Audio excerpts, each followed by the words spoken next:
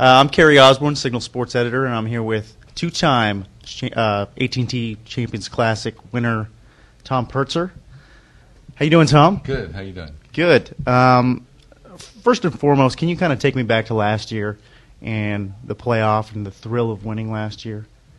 Well, I had bogeyed 17, so I didn't think that I was going to get a chance to win, but ended up birdieing 18, and then and then I was just kind of waiting to see what Lauren was going to do, and I don't remember if he made par or birdie. I don't remember, but anyway, we ended up playoff, and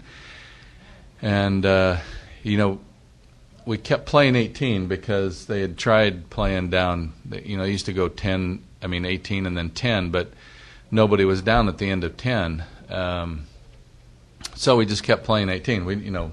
Obviously we didn't think it was going to take whatever it was, 4 or 5 holes or whatever it was to do that. So we just kept playing 18. I hit a couple pretty good drives, thinking that I could get home a couple times, and just came up a little bit short. And I'd hit a bad pitch, or pitch that didn't do exactly what I thought it was going to do, and but I ended up putting like Lauren on the last hole, and he ended up putting like me on the last hole, which was kind of nice for me anyway.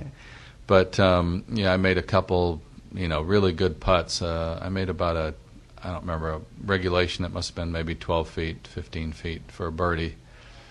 And then I made and you pumped your fist after that, I think. Oh, yeah, I was because when you birdie the last hole, actually of any tournament, whether you're finishing 20th or 40th, it's always a good feeling. I mean, that's the kind of the way you want to leave the golf course or the tournament. And so I was pretty pumped, and thinking that now Lauren's got to make birdie on the. I think he did. I think he made a par on the last hole. But then I knew that he had to make a birdie to win, and he ended up making a par. So we played off, and all I can remember was Dave Stockton had given me a couple putting tips on Thursday, actually, and so I just kept replaying those in my mind on all these putts that were pretty crucial. I made one putt that was, probably 15 feet for a par. I'd hit. I didn't quite get my pitch up to just over the crest, and I didn't. In my next putt, I thought it was going to be kind of quick once it got over the ridge, and it wasn't. And so anyway, it ended up making a pretty long putt for a par. I think it was the third time we played the hole, and then I made a pretty long putt for a birdie. I think it was probably 15 feet, something like that, for the birdie the last time we played. But it was funny because I kept putting the same putt. I was dead on line with the pin. And so I knew pretty much what it was going to do. It's just a matter of trying to hit it at that spot. Well, you've told me before in the past that putting is not the strong part of your game either, but what happened there? Well, I'm not really sure. It hasn't, and I don't know why. I think I just, I don't have a lot of confidence when I putt, and obviously everybody knows that it takes a lot of confidence to be a good putter, and so I pretty much feel like if I would have been a better putter throughout my career, I would have won a lot more tournaments. It just for some reason it just didn't click. But you'd never know it on the 18th hole there. Those 4 or 5 times we played it.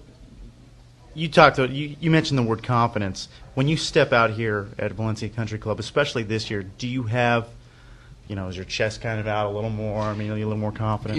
It's a weird deal because I really haven't been hitting the ball. Like last year was my best year from start to finish ever, as far as ball hitting. I don't ever remember hitting the ball as good as I did last year for the whole year.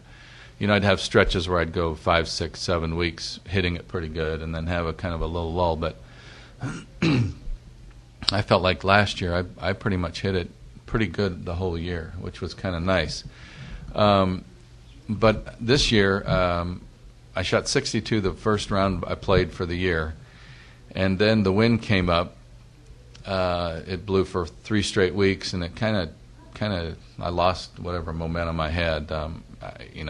Growing up in Arizona, we didn't play a whole lot in the wind, so I've had to figure out ways to play in the wind out here. Of course, after 30 years, you probably should figure out a way to play in it, but it always kind of causes me a few problems, and so I just haven't hit it as good this year as I have in the past. But I came out and hit some balls yesterday, and you kind of do get that feeling. You kind of do get that feeling that, hey, I really, really, really like this golf course. And I've always said it, when you come to a golf course that you like, it doesn't matter how you played the week before or the 2 weeks before, whatever. You come in there and the confidence comes back. And so hopefully that's going to happen this week.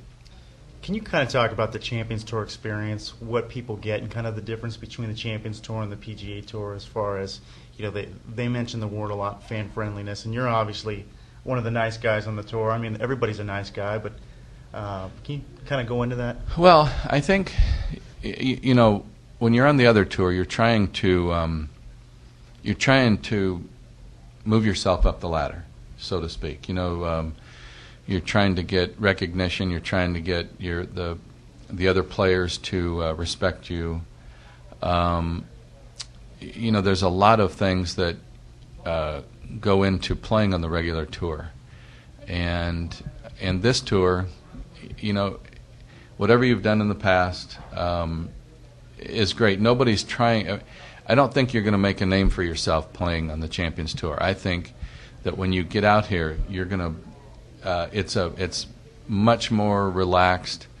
Guys have a lot more fun out here. I think there's a lot of pressure on the regular tour, and I don't think there's as much camaraderie on that tour as our tour. And like you said, fan friendly. They're actually trying to take a few of the things that we do here over to the other tour. So, I think the bottom line is guys realize that this is a second chance.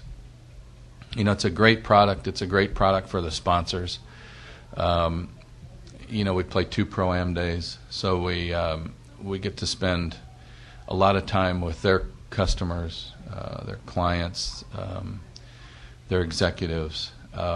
So it's a great way for the sponsors to kind of showcase their product, their service, whatever it is, and in a good way. I mean, they've got, when they bring people in, they've got them for 2 or 3 days, or even more if they stay and watch a tournament. A lot of times they stay and watch a tournament, so they can do a lot of business in a few days. And but I think bottom line is that we're a more relaxed group. Everybody, Fuzzy's out here, Peter Jacobson. And it's a it's a show, and it's not so much. It's very competitive, but it's also an entertaining type of a product. Tom, I appreciate your time. Thank you very much. You bet, Gary. My pleasure.